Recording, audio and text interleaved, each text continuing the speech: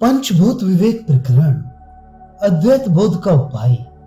श्रुतियों में जिस सत अद्वैत का प्रतिपादन किया गया है उसको पंचभूत विवेक से ही जान सकते हैं। इससे अब पांचों भूतों का विवेक किया जाता है। जगत की उत्पत्ति से पहले जगत के कारण जिस सदरूप अद्वितीय ब्रह्म की सूचना हमें मिलती है, मन और वाणी का विषय न होने के कारण उस ब्रह्म का सीधा ज्ञान किसी को भी स्वतः नहीं हो सकता। इसलिए उसके कार्य होने से उसकी उपाधि बने हुए पांचों भूतों का विवेक करके ही हम उसे जान सकते हैं। इसी से अब पांच भूतों का विवेक किया जाता है। ये पांचों भूतों का विवेक उस ब्रह्म को जानने का ही उपोद्घात है। शब्द, स्पर्श, रूप, रस तथा गंध ये आकाश आदि पांचों भूतों के गुण हैं। इन आकाश आदियों में क्रम से 1, 2, 3, 4 तथा 5 गुण हैं। आकाश में प्रतिध्वनि नाम का शब्द ही एक गुण है। वायु में शब्द तथा स्पर्श ये 2 गुण हैं। अग्नि में शब्द, उष्ण स्पर्श तथा भास्वर रूप ये 3 गुण हैं। जल में बुलबुल शब्द, शीत स्पर्श, शुक्ल रूप तथा मधुर रस ये 4 गुण हैं। पृथ्वी में शब्द, कठिन स्पर्श, नील आदि चित्र रूप, मधुर अम्ल आदि रस तथा सुरभि, असुरभि, गंध ये 5 गुण हैं। यहाँ तक गुणों का विवेचन समाप्त हुआ। श्रोत्र, त्वचा, चक्षु, जिह्वा तथा घ्राण ये 5 इंद्रिया क्रम से कान आदि छिद्रों में रहती हैं और शब्द आदि गुणों को ग्रहण किया करती हैं। क्योंकि वे इंद्रियां अपंचीकृत भूतों से बनी हैं, इसलिए इतनी सूक्ष्म हैं कि दिखाई नहीं पड़ती। केवल उनके कार्य से ही इनका अनुमान किया जा सकता है। ये इंद्रियां प्रायः करके बहिर्मुख हो जाती हैं और बाह्य विषय समूह में ही दौड़ लगाया करती हैं। जो इंद्रियों को प्रायः बहिर्मुख बताया गया, उस प्रायः का तात्पर्य यह है कि कभी कान को बंद कर लेने पर प्राण वायु तथा पेट की अग्नि का आंतर शब्द भी सुनाई पड़ा करता है। जल पीते समय तथा अन्न खाते समय अंदर के स्पर्श भी प्रतीत हुआ करते हैं। डकार आने पर तो अंदर के रस तथा गंध दोनों ही ग्रहण में आती हैं। इस प्रकार इंद्रियां अंदर के विषयों का ग्रहण भी किया करती हैं। वचन, आदान, गमन, विसर्ग तथा आनंद ये 5 क्रिया प्रसिद्धि हैं। खेती, वाणिज्य तथा सेवा आदि दूसरी क्रियाएं भी इन्हीं 5 क्रियाओं में अंतर्भूत हो जाती हैं। इसलिए मुख्य क्रिया 5 ही हैं। वाक, पाणि, पाद, पायु तथा उपस्थ नाम की इंद्रियों से उन क्रियाओं की उत्पत्ति होती है। इन क्रियाओं के द्वारा ही कर्मेंद्रियों का अनुमान होता है। मुख, हाथ, चरण, गुदा तथा उपस्थ नाम के गोलकों में ये 5 कर्मेंद्रियां निवास किए रहती हैं। इन 10 इंद्रियों का प्रेरक मन तो हृदय के पद्माकार गोलक में रहता है। उसको अंतःकरण अर्थात अंदर की इंद्रिय कहते हैं, क्योंकि वह इंद्रियों के बिना बाह्य विषयों में स्वतंत्र नहीं होता। इंद्रियों को जब विषयों में भेज दिया जाता है तब यह मन उन विषयों के गुण दोष का विचार किया करता है कि विषय अच्छा है या बुरा। सत्य, रज तथा तम ये तीनों इस मन के गुण हैं, क्योंकि इन गुणों के कारण ये मन विकार को प्राप्त होता बदलता रहता है। इन तीनों गुणों के कारण वैराग्य, काम तथा निंद्रा आदि अनेक वृत्तियां उत्पन्न हो जाती हैं और मन को विकृत कर देती हैं। वैराग्य, क्षमा, उदारता इत्यादि मनोविकार सत्व गुण के हैं।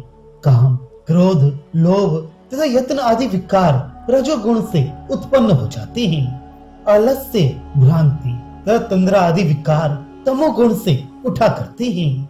सात्विक विकारों से पुण्य की निष्पत्ति होती है। राजस विकारों से पाप की उत्पत्ति होती है। तामस विकारों से पुण्य या पाप कुछ भी नहीं होता, किंतु व्यर्थ आयु के दिन कट जाते हैं। इन सब ज्ञानेंद्रियों, कर्मेंद्रियों, प्राणों तथा अंतःकरणों में से मैं भाव करने वाले को कर्ता अर्थात प्रभु मालिक कहा जाता है, क्योंकि लोक में भी कार्य करने वाले को ही प्रभु कहा जाता है। जिन वस्तुओं में शब्द स्पर्श आदि गुण स्पष्ट ही दिख रहे हैं वे तो स्पष्ट ही भौतिक हैं। जो इंद्रियां दृष्टिगोचर नहीं होती हैं उनकी भौतिक होने का निश्चय शास्त्र तथा युक्ति से कर लेना चाहिए। अन्नमय ही सौम्य मन, आपोमय प्राण, तेजोमय वाक अर्थात मन अन्न से बना है, प्राण जलमय है, वाणी अग्निमय है इत्यादि शास्त्र से इंद्रियों का भौतिक होना सिद्ध होता है। जब हम बहुत दिनों तक नहीं खाते तब मन आदि सभी इंद्रियां अपना अपना कार्य करने में असमर्थ हो जाती हैं। जब फिर खाने लगते हैं तब फिर हरी भरी हो जाती हैं। इस युक्ति से भी मन आदि इंद्रियों का भौतिक होना सिद्ध होता है। 11 इंद्रियों से, युक्तियों से, शास्त्रों से तथा अर्थापत्ति आदि प्रमाण ज्ञानों से जितना भी कुछ जगत जाना जाता है वह सबका सब इस श्रुति के इदम शब्द का अर्थ है। तदेव सौम्य इदमग्र आसीत। उद्दालक आरुणि ने यह बात कही है कि सृष्टि के उत्पन्न होने से पहले ये सब जगत जो दिख रहा है इस रूप में नहीं था, किंतु उस समय एक अद्वितीय सद्वस्तु ही थी। उस समय नाम या रूप आकार कुछ भी नहीं था। वृक्ष का स्वगत भेद पत्र फूल फल आदि से होता है, दूसरे वृक्षों से सजातीय भेद रहता है, पत्थर आदि से विजातीय भेद होता है। उसी तरह सद्वस्तु में प्राप्त हुए सजातीय, विजातीय तथा स्वगत भेद का निवारण क्रम से एक के अवधारण तथा द्वैत का प्रतिषेध करने वाले एकम एव अद्वितीयम ये तीनों पद कर रहे हैं। लोक में 3 प्रकार का भेद होता है, एक स्वगत, दूसरा सजातीय, तीसरा विजातीय। वृक्ष का स्वगत भेद अपने ही पत्ते, फूल, फल आदियों से होता है। आम्र वृक्ष का सजातीय भेद अपनी सजातीय शिशुम्पा वृक्ष से होता है तथा उसी का विजातीय भेद पत्थर आदि से होता है।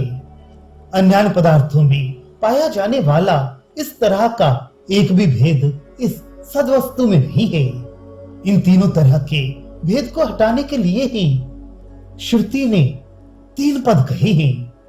वस्तु तत्व रूपी समानता को देखकर अन्य पदार्थों के समान ही सदरूप आत्म वस्तु में भी जब स्वगत आदि तीनों भेदों की प्रसक्ति होती है तब स्वगत भेद को एकम यह पद हटाता है, सजातीय भेद को एव यह पद दूर कर देता है तथा विजातीय भेद को अद्वितीयम ये तीसरा भेद रहने नहीं देता। सद्वस्तु के भी अवयव होते हों ऐसी शंका मत करना, क्योंकि उसके अंश का निरूपण हो ही नहीं सकता।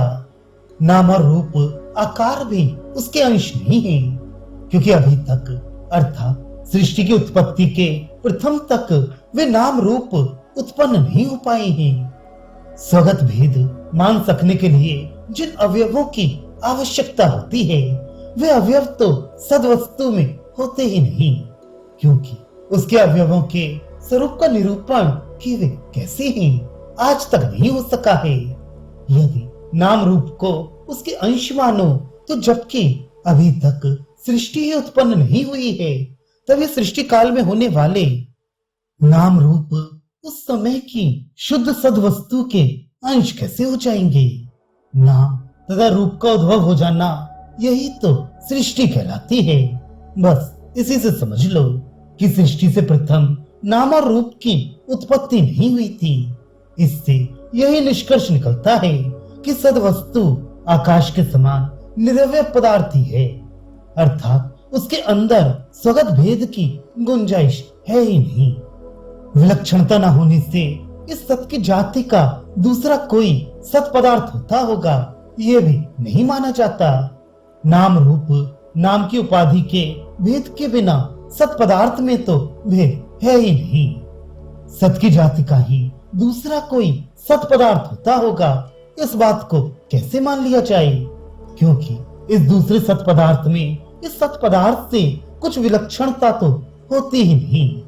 इसमें स्वयं भी कुछ विलक्षणता नहीं होती।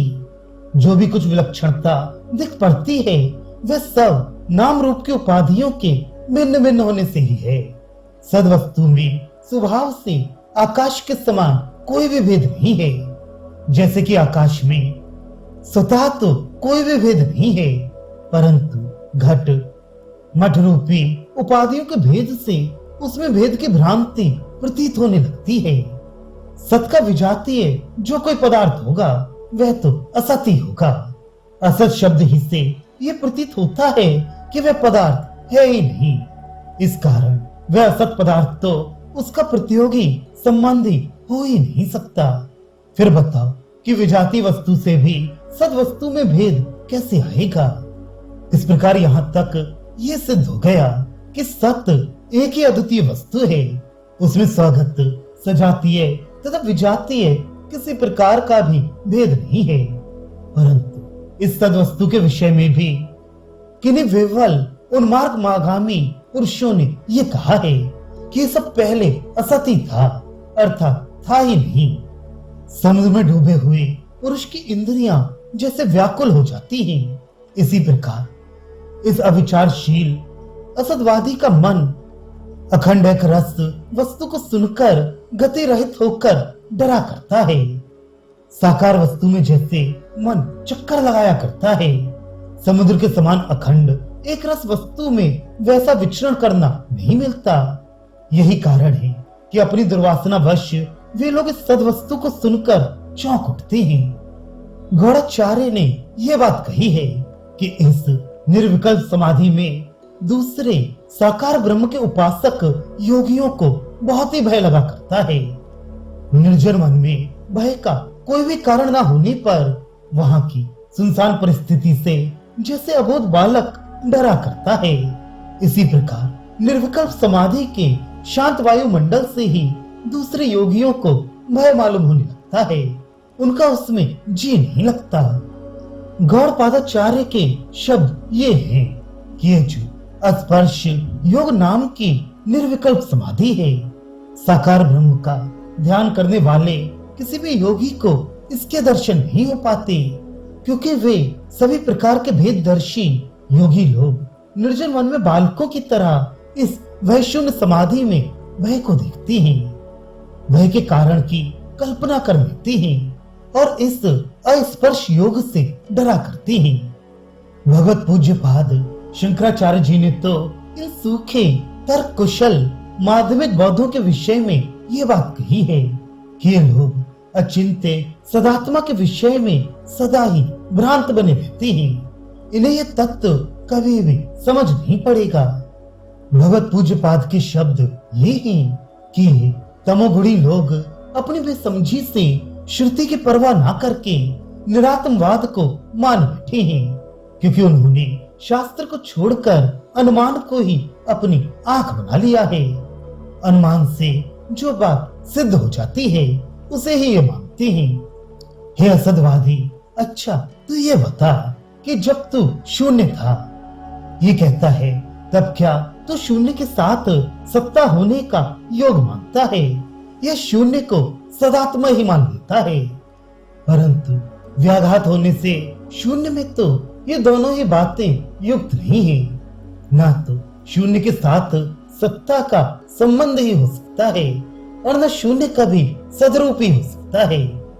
जैसे अंधकार से ना तो सूर्य युक्त ही हो सकता है और न वह सूर्य कभी तमोमय ही हो सकता है, इसी प्रकार सत्य और शून्य का विरोध होने से शून्यवादी ये बताए कि शून्य था, यह संगत बात संगत कैसे होगी?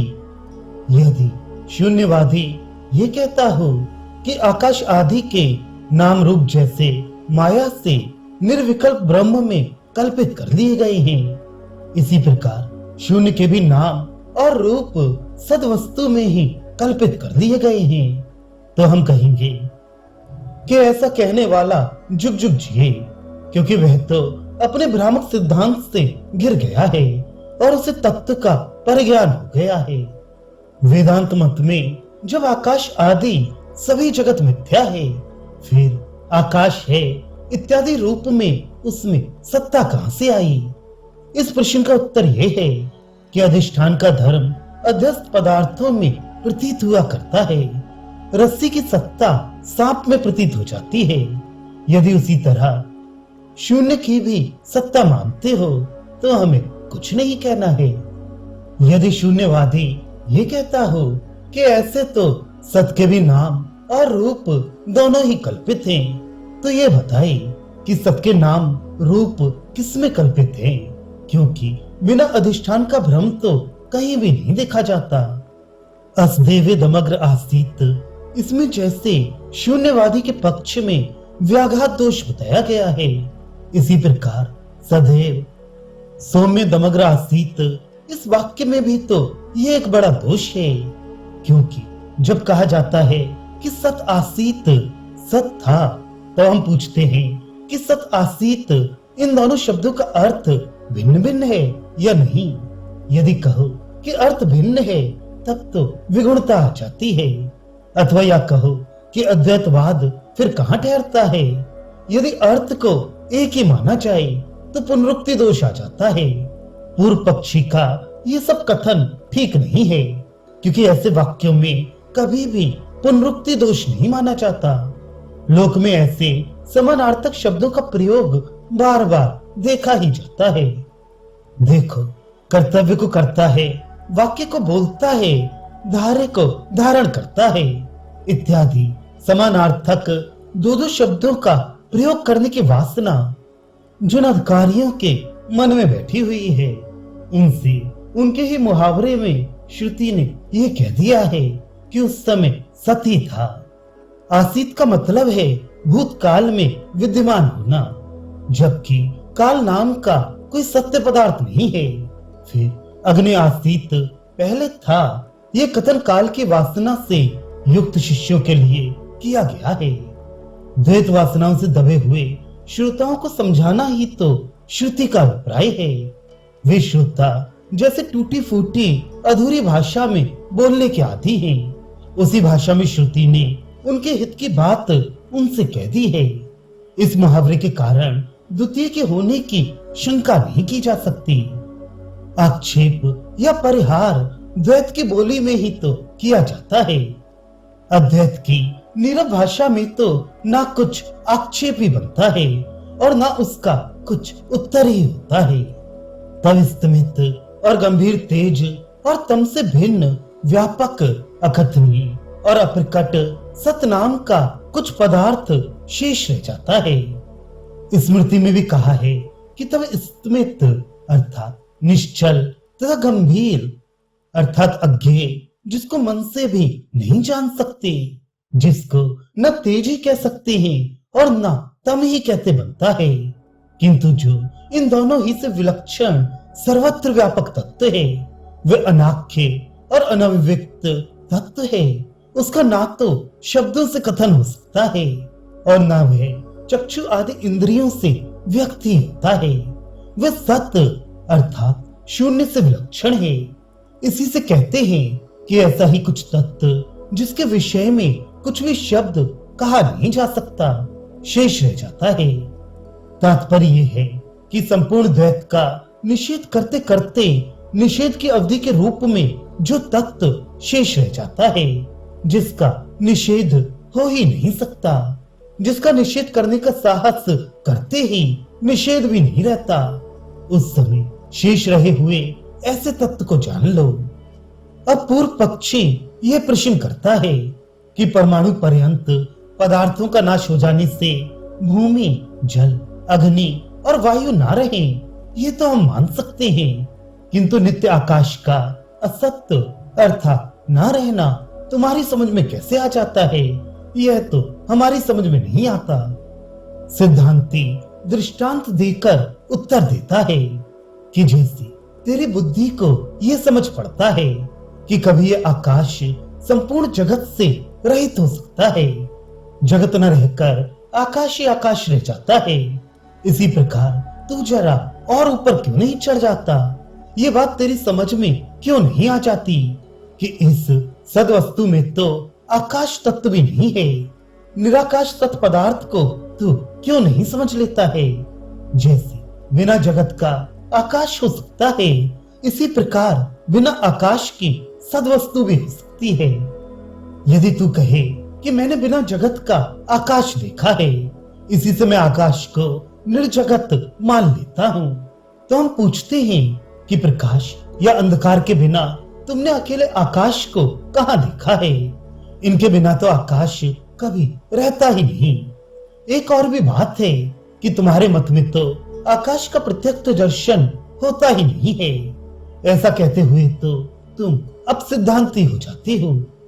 हमारी सद्वस्तु के विषय में ये नहीं कहा जा सकता कि उसका भी तो दर्शन आकाश के समान ही नहीं होता है, क्योंकि हम राजयोगी लोग चुपचाप बैठकर जब निश्चिंत हो गए होते हैं, तब उस शुद्ध सद्वस्तु का अनुभव किया ही करते हैं। मौन हो जाने के समय और किसी की प्रतीत न होने से शून्य रह गया है, ऐसा मानना ठीक नहीं, क्योंकि शून्य को भी तो शून्य की प्रतीति नहीं हो सकती।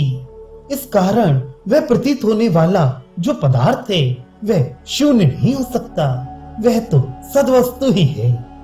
इसमें ध्यान देने की बात यह है कि संपूर्ण दृश्यों को छोड़ चुकने के बाद गंभीर विचार करें तो शून्य अवस्था की प्रतीत होने लगती है, और इस शून्य अवस्था से प्रायः साधक लोग घबरा जाते हैं। इसमें उनका जी नहीं लगता, परंतु ऐसे समय अत्यंत सावधान होकर इस शून्य अवस्था का ज्ञान कराने वाले ज्ञान रूप साक्षी आत्मा तक पहुंचना चाहिए।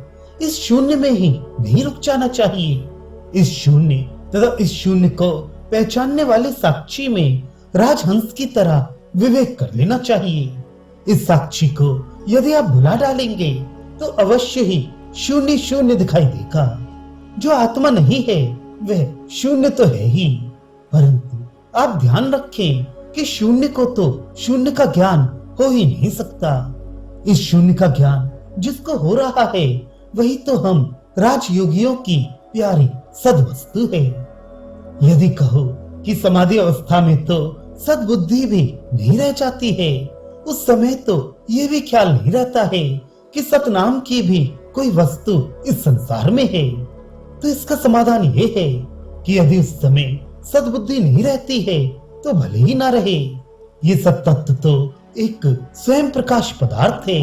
उसके विषय की बुद्धि न रहने पर भी उसका ज्ञान होने की रीत ये है कि वह सद्वस्तु तो उस समय समाधि अवस्था की निर्मनस्क स्थिति का साक्षी है। इस कारण सतमात्र वस्तु का परिज्ञान होना मनुष्यों को बड़ा ही सुगम है। निर्मनस्क अवस्था को जो जानता रहता है वही सद्वस्तु है। मनोव्यापार जब नहीं होते तब जैसे साक्षी आत्मा निराकुल होता है, इसी प्रकार सृष्टि की उत्पत्ति से पहले जब माया का जृंभण ही नहीं हो पाया था, ये सद्वस्तु भी निराकुल ही थी। ये बात जानी जा सकती है। पृथक तत्व रहित तथा कार्यों को देखकर ही पहचानने योग्य जो इस सद्वस्तु की शक्ति के सामर्थ्य है उसको ही माया कहते हैं। वह माया ऐसी है जैसे अग्नि की शक्ति, क्योंकि कहीं भी कोई शक्ति को कार्य की उत्पत्ति से प्रथम नहीं जान सकता। अब माया का लक्षण बताया जाता है कि जगत के कारण सद्वस्तु से पृथक जो कोई भी तत्व नहीं होती है तथा आकाश आदि कार्यों को देखकर ही जिसका अनुमान कर सकते हैं। आकाश आदि कार्यों को उत्पन्न करने वाले सद्वस्तु की ऐसी शक्ति, ऐसे सामर्थ्य को ही तो माया कहते हैं। अग्नि की शक्ति जैसे अग्नि से पृथक कोई तत्व नहीं होती है। अग्नि की शक्ति को जैसे उसके दाह आदि कार्यों को देखकर ही जान सकते हैं, ऐसे ही ये माया भी है। कार्यों के उत्पन्न हो जाने से पहले कोई भी कभी शक्ति को पहचान नहीं सकता है। वह सत की शक्ति सद्वस्तु ही हो ये नहीं हो सकता। देखते हैं कि अग्नि स्वयं अपनी शक्ति नहीं होती। उसको सत से विलक्षण किसी तरह मानने पर तो शक्ति का स्वरूप बताना चाहिए कि वह कैसा होगा। वह शक्ति यद्यपि कार्य रूपी लिंग से जानी जाती है, परंतु वे असल में निस्तत्व रूपी है। वे शक्ति भी कोई दूसरी सद्वस्तु ही हो, तब तो सत से भिन्न हो जाने के कारण उसकी शक्ति नहीं हो सकती, क्योंकि देखते हैं कि अग्नि ही अग्नि की शक्ति नहीं होती है। यदि उसको सत से विलक्षण तत्व मानोगे तो शक्ति का स्वरूप बताना चाहिए कि वह कैसा होगा।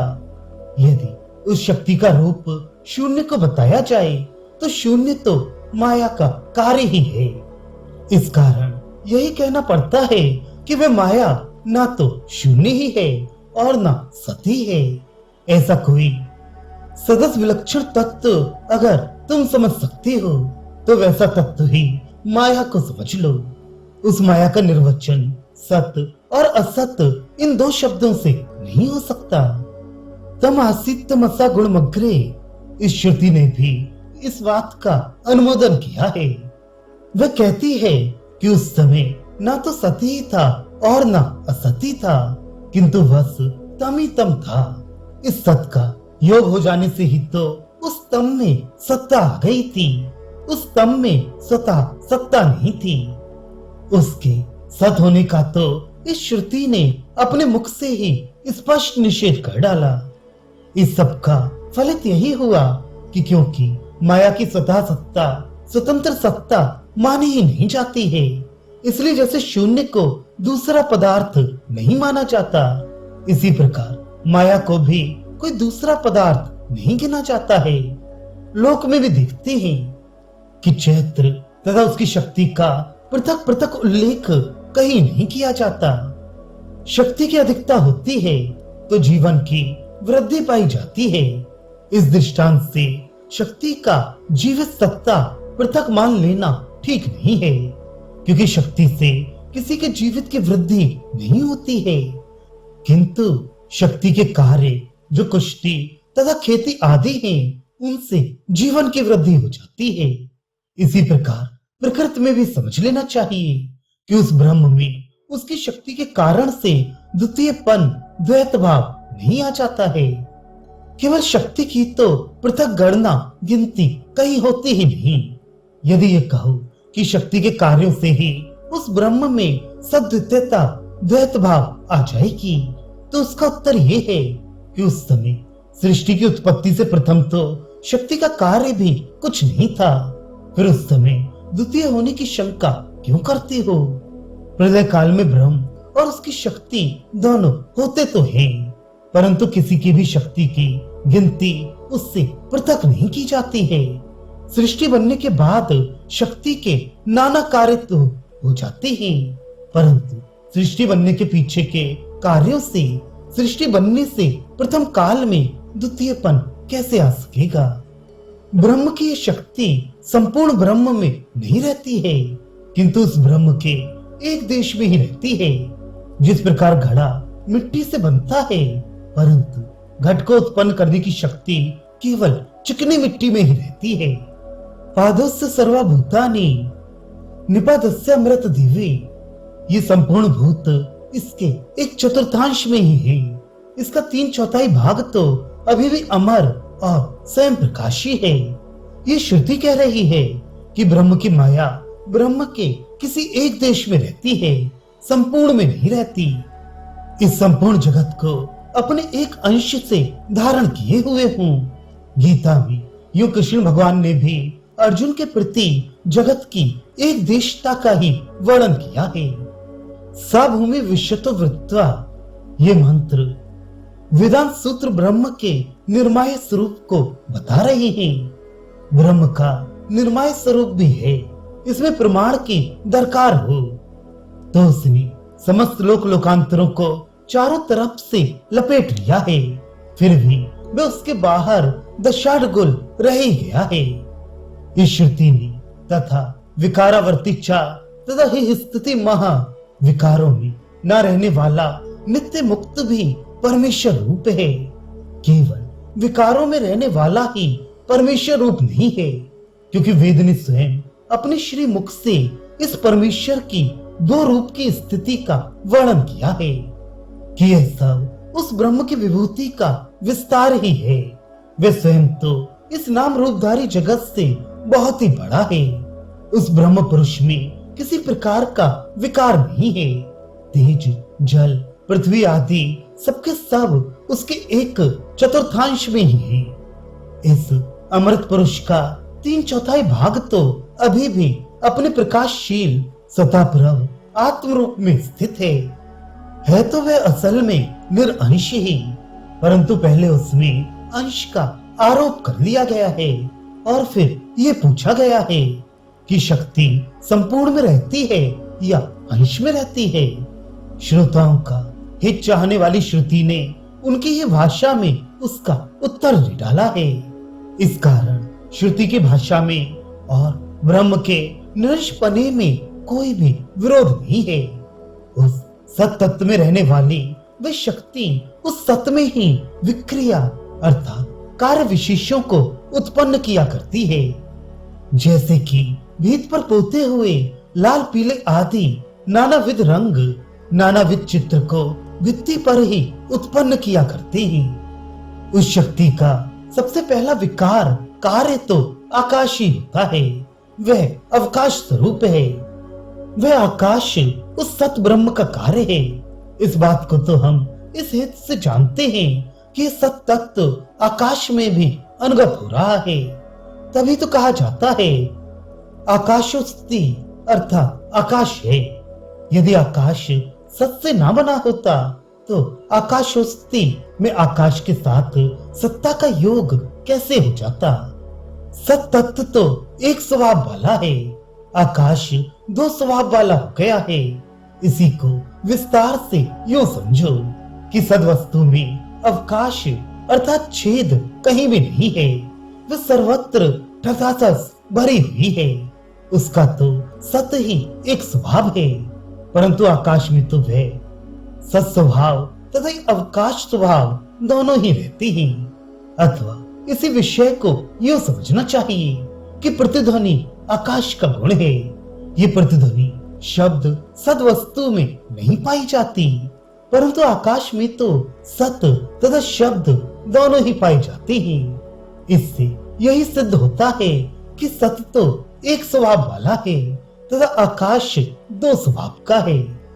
माया नाम की जो शक्ति सत वस्तु में आकाश की कल्पना कर देती है, वही शक्ति ये भी करती है कि पहले सत तथा आकाश के अभेद की कल्पना करके फिर उनके धर्म धर्मी भाव को भी उलट पलट कर देती है। यही कारण है कि सत का आकाश ऐसी प्रतीति के स्थान पर आकाश की सत्ता ऐसी उल्टी प्रतीति लोगों को होने लगी है। सत का ही आकाश भाव हो गया है, परंतु लौकिक और तार्किक लोग उसको आकाश की सत्ता ऐसा उल्टा समझ बैठे हैं। यह विपरीत भाव कर देना माया के लिए कोई बड़ी बात नहीं है। वस्तु तत्व का विचार करने पर ज्ञात होता है कि जैसे मिट्टी घट रूप हो गई है, इसी प्रकार सत ही आकाश भाव को प्राप्त हो गया है। परंतु लौकिक प्राणी तथा तर्कशास्त्री लोग उसके कितना विरुद्ध समझ बैठे हैं कि वे सत्ता को आकाश का धर्म ही मानने लगे हैं। ऐसा विपरीत दर्शन करा देना माया के लिए उचित ही है। माया से और आशा ही क्या की जा सकती थी। जो रस्सी आदि जैसा रस्सी आदि रूप में है, उसका वैसा पन तो प्रमाण से प्रकट हुआ करता है, परंतु उस रस्सी का अन्यथा भाव सर्प रूपता भ्रांति से प्रतीत हुआ करता है। ये एक सर्वलोक प्रसिद्ध न्याय है। इसी से समझ लेना कि माया से विपरीत प्रतीति हो जाती है। इस प्रकार ये निश्चय हो गया कि श्रुति का विचार करने से पहले पहले जो वस्तु जैसी प्रतीत होती है, वे विचार करने पर वैसी नहीं रह जाती। इसी से उस आकाश का चिंतन करो कि वह असल में क्या है। उस विपरीत भान की निवृत्ति का उपाय अब बताया जाता है। इस प्रकार श्रुति के अर्थों का विचार न करने तक जो वस्तु जो सदरूप ब्रह्म भ्रांति के प्रताप से जैसे आकाश आदि के रूप में हो गई है, वही वस्तु श्रुति के अर्थ का पर्यालोचन करने पर विपरीत हो जाती है। आकाश आदि भाव को छोड़कर फिर वही सदरूप ब्रह्म ही हो जाती है। श्रुति का विचार करने पर ही वस्तु के यथार्थ रूप का परिज्ञान हो सकता है। इसी से कहते हैं कि आकाश का चिंतन करो, विचार के द्वारा उसके पारमार्थिक रूप को टटोल लो। देखो कि विचार करने पर आकाश का पारमार्थिक रूप क्या सिद्ध होता है। आकाश और सत भिन्न भिन्न है, क्योंकि इन दोनों के वाचक शब्द भी भिन्न भिन्न हैं, तथा इन शब्दों से उत्पन्न होने वाली बुद्धियां भी भिन्न भिन्न होती हैं। देख लो कि सत वस्तु तो वायु आदि में भी अनवरत हो रही है। कहा जाता है कि सत वायु सत तेज वायु है, तेज है इत्यादि, परंतु व्योम आकाश की अनुवृत्ति इस तरह कहीं भी नहीं होती। बस यही बुद्धि का भेद कहा जाता है। अधिक में वृत्ति वाली होने से सद्वस्तु तो धर्मी है, तथा अल्पदेश वृत्ति होने से आकाश उसका धर्म माना जाता है। अब तो बुद्धि की सहायता से सत को पृथक करके बताओ कि आकाश का आत्मा रूप क्या है। देखो, रूप रस आदि सभी में रहने वाला द्रव्य कहलाने वाला पदार्थ जैसे धर्मी होता है, इसी प्रकार आकाश आदि सभी में अनवरत हुआ सत ही धर्मी है, तथा रस आदि से व्यावृत रहने वाला रूप जैसे धर्म है, इसी प्रकार वायु आदि से व्यावृत होने वाला आकाश भी धर्म ही है। अब तुम अपनी बुद्धि से आकाश में से सत्ता को तो पृथक कर लो और फिर बताओ कि वह बेचारा आकाश किस स्वरूप का रह गया है। सत को बुद्धि से पृथक करने की बात इसलिए कही है कि वैसे तो सत किसी वस्तु से पृथक हो ही नहीं सकता। यदि तुम उस आकाश को सत स्वरूप न बताकर अवकाश रूप बताओ तो सत से विलक्षण होने से उसे असत ही तो समझना पड़ेगा, क्योंकि सत से भिन्न असत्य ही होता है। यदि ये कहो कि वह सत से विलक्षण भी है और असत भी नहीं है, तो यह तो तुम्हारी उल्टी बात है। भला इसे कौन मान सकता है? यदि यह आकाश असत होता तो प्रतीत भी ना होता, परंतु यह तो प्रतीत हो रहा है। इसका उत्तर यह है कि यह प्रतीत होता है तो हुआ करे। यह असत होने पर भी प्रतीत होना तो मायावादी का भूषण ही है। देखो, जो वस्तु असत हो स्वरूप से तो ना हो परंतु प्रतीत होती हो, वह सपने के हाथी आदि पदार्थों की तरह मिथ्या होती है।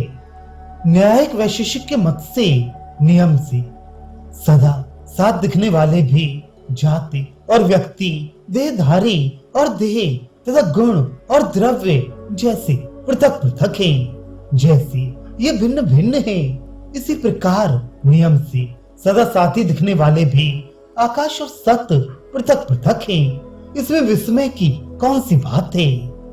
यदि समझा हुआ भी ये भेद किसी दुर्बलता के कारण चित्त में जमता नहीं है, तो बताओ कि उस बात के जी में न बैठने का कारण तुम्हारी अनेकाग्रता है अथवा कोई संशय है। यदि इस अरुणि का कारण अनेकाग्रता हो, तब तो प्रत्यय की एकाकारता रूपी ध्यान की सहायता से अपने मन को सावधान कर लो। यदि कोई संशय रह गया हो तो प्रमाण और युक्ति के द्वारा उसका विवेचन कर डालो। यूं दोनों रुकावटों को हटाकर रूढ़तम हो जाओ। ध्यान से, मान से तथा पहले कही गई युक्ति से जब आकाश और सत का भेद चित्त में भले प्रकार जम जाए, तब फिर यह आकाश कभी भी सत्य नहीं रहता, फिर तो यह सदा ही मिथ्या भाषा करता है। तब यह भी ज्ञात हो जाता है कि सद्वस्तु में छिद्र अर्थात आकाश नाम की भी कोई वस्तु है ही नहीं।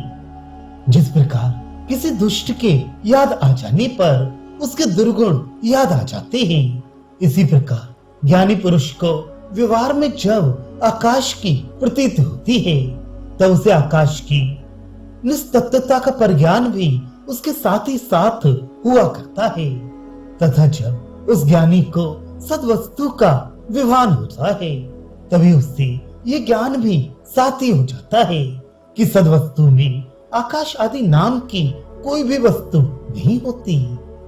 जो सदा आकाश को मिथ्या भाव से तथा सत्य को वस्तु भाव से चिंतन किया करता है, तो इस चिंतन से ये होता है कि इस वासना के अत्यंत बढ़ जाने पर आकाश और सत्य के तत्व को समझ लेने वाला वह बुद्ध फिर जब कभी किसी ऐसे पुरुष को देखता है जो आकाश को तो सत्य मानता हो और उसे आकाश रहित सत वस्तु का बोध बिल्कुल भी ना हो, तब उसे बड़ा ही आश्चर्य होने लग पाता है कि ओहो, इसे सर्वभाषक सर्वाधिष्ठान सर्वाधार सत का तो ज्ञान नहीं है, किंतु ये अपने अज्ञान के कारण भास से अधिष्ठे आधे पदार्थों को ही जान रहा है। इस प्रकार जब आकाश का मिथ्यापन तथा सत का सत्यपन भले प्रकार जी में बैठ जाए, तब फिर इसी न्याय से वायु आदि शेष भूतों में से भी सद्वस्तु को पृथक कर लेना चाहिए। माया सद्वस्तु में उसके किसी एक देश में ही पड़ी हुई है। उस माया के किसी एक देश में ये आकाश रह रहा है। उस आकाश की किसी एक देश में इस वायु की कल्पना हो गई है। यूं इस वायु का भी सत्य के साथ परंपरा से संबंध है। इससे इसका विवेचन भी कर ही डालना चाहिए। शोष तथा स्पर्श, गति तथा वेग, ये चार धर्म वायु के अपने धर्म कहलाते हैं। सत्ता, निस्तत्व रूपता तथा शब्द नाम के जो तीन अन्य स्वभाव वायु में पाए जाते हैं, वे सत्य, माया तथा आकाश के हैं, वे भी वायु में आ गए हैं। वायु रस्ती, वायु है। इस व्यवहार के कारण जो सदरूपता है वह सदवस्तु का धर्म वायु में आ गया है। सदवस्तु से वायु के पृथक कर लेने पर जो निस्तत्व रूपता मिथ्यात्व शेष रह जाती है, ये वायु में दूसरा माया का धर्म है तथा आकाश से आया हुआ शब्द ये तीसरा वायु का धर्म है। सत की ही सर्वत्र अनुवृत्ति है, आकाश की नहीं। और उसके विपरीत वायु आदि में आकाश की अनुवृत्ति कर रहे हो, फिर तुम्हारे कथन में व्याघात क्यों कर रही है? इसका उत्तर ये है कि पहले ये कहा गया था कि छिद्र अर्थात आकाश की अनुवृत्ति नहीं होती। अब तो केवल शब्द की अनुवृत्ति की बात कही जा रही है, अर्थात अब केवल धर्म की अनुवृत्ति की जा रही है। फिर हमारे वचन में पूर्वोत्तर विरोध कैसे हो? हे सिद्धांती, ये बताओ कि वायु को सद ब्रह्म से विलक्षण होने के कारण यदि तुम असत और माया में मानते हो, तो ये वायु तो अव्यक्त रूप माया से भी विलक्षण ही है, क्योंकि ये तो व्यक्त है। फिर इसे अमायामय सत्य भी क्यों नहीं मान लेती हो? सिद्धांति का उत्तर यह है कि अव्यक्तता तो मायामय होने का कारण नहीं है, किंतु निस्तत्वता के कारण इस वायु को मायामय तथा असत कहा गया है।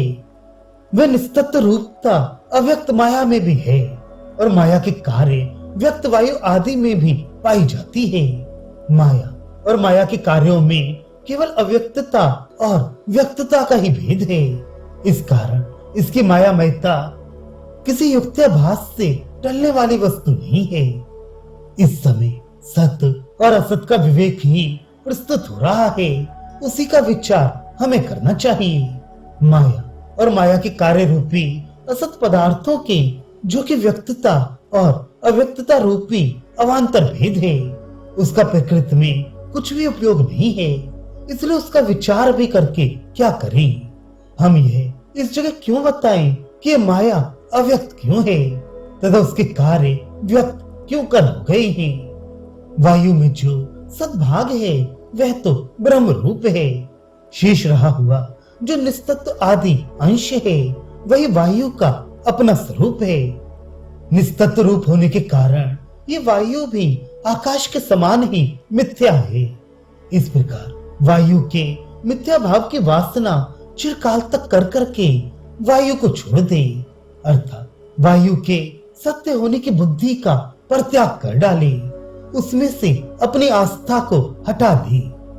वायु से न्यून देश में रहने वाले अग्नि को भी इसी प्रकार से चिंतन करें और अंत में उसकी भी सत्य बुद्धि का इसी प्रकार परित्याग कर दे। वह न्यूनाधिक का विचार ब्रह्मांड के सभी आवरणों में किया जाता है। लोक में ऐसा विचार नहीं होता। पृथ्वी, जल, अग्नि, वायु आदि ब्रह्मांड के आवरण कहलाते हैं। अग्नि वायु के 10वें भाग के बराबर है। यदि 10 भाग वायु है तो 1 भाग अग्नि है। वह अग्नि भी वास्तव पदार्थ नहीं है, वह भी वायु में कल्पित है। पुराणों के कथनानुसार इन 5 भूतों में 1/10 भाग के अनुसार क्रम से न्यूनाधिक भाव है। अग्नि उष्ण है और प्रकाश स्वरूप है। इसमें भी वायु की तरह पूर्वानुगति अर्थात कारण के धर्मों की अनुगति हो ही रही है। तभी तो कहा जाता है कि अग्नि है, वे निस्तत्व मिथ्या है। शब्द और स्पर्श भी उसमें रहते हैं। सतमाया, आकाश तथा वायु के अंशों से युक्त जो अग्नि है उसका अपना गुण तो रूप ही है। उनमें से सद वस्तु को छोड़कर और जितने भी धर्म हैं वे सब मिथ्या हैं। इस बात का विवेचन, पृथक्करण बुद्धि से कर लेना चाहिए। सत से अग्नि के विविक्त कर लेने पर और अग्नि के मिथ्यात्व के वासित हो जाने पर फिर ये चिंतन करना चाहिए कि जल भी अग्नि से दशांश कम है और वह भी कल्पित किया मिथ्या ही है। दूसरों के धर्मों की अनुवृत्ति के कारण कहा जाता है कि यह जल है, ये शून्य तत्व है, ये शब्द, स्पर्श तथा रूप वाला है। इसका अपना गुण तो केवल रस ही है। विवेक और ध्यान से जल के मिथ्यात्व का निश्चय करके फिर ये निश्चय करें कि भूमि भी जल से 10 भाग कम है और वह भी जल में कल्पित अर्थात मिथ्या ही है। भूमि है वह निर्तत्व है। इसमें शब्द, स्पर्श, रूप तथा रस ये गुण दूसरे से आए हैं, क्योंकि कारणों के धर्म कार्य में आया करते हैं। गंध इसका निज गुण है। इन सब में से सत्ता का विवेक अथवा पृथक्करण कर डालना चाहिए। सत्ता के पृथक कर लेने पर भूमि नाम का पदार्थ मिथ्या हो जाता है। अब आगे भौतिक ब्रह्मांडियों से सत का विवेक कैसे करें वह दिखाया जाता है। भूमि मध्यक अर्थात आकाश में घूमते रहने वाले भूमि के खंडों, परमाणुओं से बना हुआ ये ब्रह्मांड भूमि से 10 भाग कम है। उस ब्रह्मांड में 14 भुवन निवास करते हैं। इन भुवनों में ही प्राणियों के देह अपनी अपनी व्यवस्था के अनुकूल निवास कर रहे हैं। ब्रह्मांड लोक तथा देहों में से सद वस्तु के पृथक कर लेने पर भी यदि असत अंडादियों का भान होता रहे तो होता रहे। उनका वैसा असद रूप से भान होते रहने पर भी फिर कुछ हानि नहीं होती।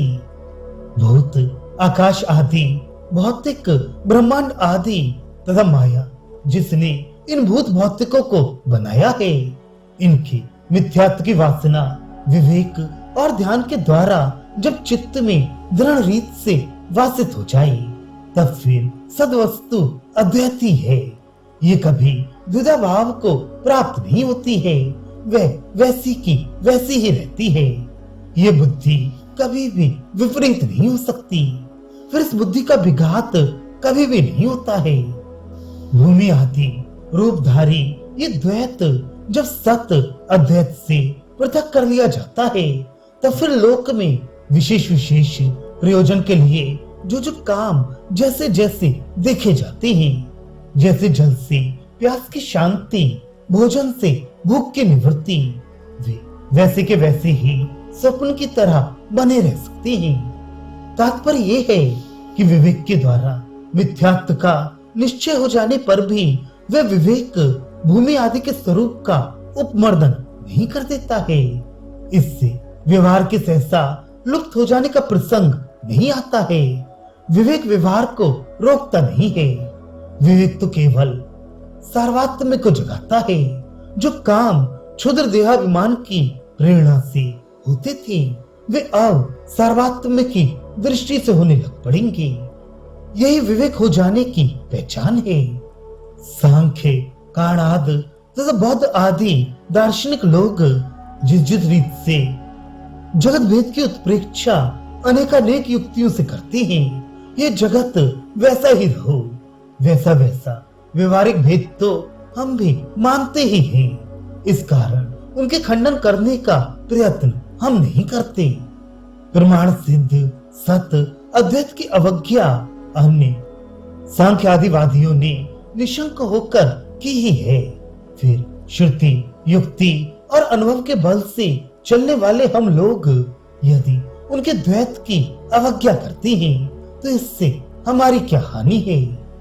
प्रत्युत उस अवज्ञा से एक महालाभ ये होता है कि द्वैत की अवज्ञा जब पूर्ण रूप से स्थित हो जाती है तब साधक की बुद्धि अद्वैत में स्थिर हो जाती है। इस बुद्धि के स्थिर हो जाने पर फिर यह स्थिर बुद्धि वाला पुरुष जीवन मुक्त कहलाने लगता है। अर्थात जीवन मुक्ति रूपी प्रयोजन के विद्यमान होने के कारण यह द्वैतापमान कोई निष्प्रयोजन बात नहीं होती है। हाँ, उन लोगों का अद्वैतपन उनके कल्याण मार्ग का घातक अवश्य ही है। जीवन मुक्ति ही नहीं, विधेय मुक्ति भी इसी द्वैत अवज्ञा का फल है। ये बात श्रीमद्भगवत गीता में कही गई है। हे पार्थ, यहाँ तक ब्रह्म निष्ठा का वर्णन किया गया। परमेश्वर की आराधना से शुद्ध अंतःकरण का मनुष्य जब इस स्थिति को पा लेता है तब फिर वह कभी संसार मोह को प्राप्त नहीं होता है। यदि अंतकाल में भी इस स्थिति को ठहर सके तो वह ब्रह्म में निर्वाण अर्थात लय को पा लेता है। अथवा मरते समय क्षण भर के लिए भी इस स्थिति में ठहर सके तो वह ब्रह्म में निर्वाण अर्थात विधेय मुक्ति को पा लेता है। फिर जो पुरुष बचपन से ही इस स्थिति में रहने लगा हो तो उसका कहना ही क्या है। सदरूप अद्वैत तथा अनृत रूप द्वैत में जो अब तक अन्योन्याध्यास रूपी एक के ज्ञान हो रहा था, उस ब्रह्म ज्ञान का अंत काल तो यही है कि उसकी भेद बुद्धि उत्पन्न हो जाए।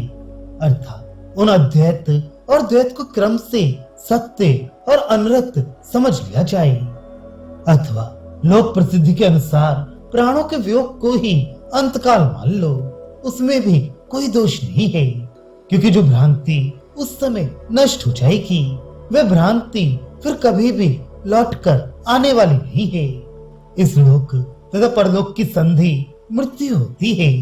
मृत्यु समय में जिसकी भ्रांति नष्ट हो जाएगी, दूसरे शब्दों में उसकी परलोक सामग्री जलकर भस्म बन जाएगी। फिर उसे विधेय मुक्ति मिल जानी अत्यंत सुकर होगी। जिस पुरुष की द्वैतावज्ञा स्थित हो गई हो अथवा जिसे ब्राह्मी स्थिति की प्राप्ति हो चुकी हो, फिर वह चाहे तो निरोग होकर, चाहे बैठे बैठे, चाहे रोगी रहकर या भूमि पर पड़े पड़े अथवा मूर्छित अवस्था में प्राणों का त्याग कर दे, उसे फिर कभी भी भ्रांति नहीं हो सकती। मूर्छा आदि में ब्रह्म विषयक बुद्धिवृत्ति ना भी हो तो भी ब्रह्म ज्ञान के संस्कार तो रहते ही हैं, उन्हीं से मुक्ति मिलकर रहेगी। स्वप्न और सुषुप्ति अवस्था के आने पर प्रतिदिन पढ़े हुए पाठ के भूल जाने पर भी अगले दिन जब पाठक उठता है तब अनपढ़ नहीं हो जाता है। इसी प्रकार मरते समय मूर्छा आदि के कारण तत्व का विचार न कर सकने पर भी ज्ञानी का ज्ञान नष्ट नहीं होता है, वह संस्कार रूप से तो रहता ही है। जिस विद्या को प्रमाणों ने उत्पन्न किया है वह किसी प्रबल प्रमाण के बिना नष्ट नहीं हो सकेगी। वेदांतों से प्रबल प्रमाण तो कोई देखा ही नहीं जाता, फिर ये ज्ञान मूर्छा आदि में कैसे नष्ट हो सकेगा। इससे यही सिद्ध हुआ कि वेदांत सिद्ध सत्य अद्वैत की बाधा अंतकाल में भी नहीं होगी। इसी से ये कहना सर्वथा ठीक है कि भूत विवेक कर लेने पर ही निवृत्ति मुक्ति की स्थिरता हो जाती है।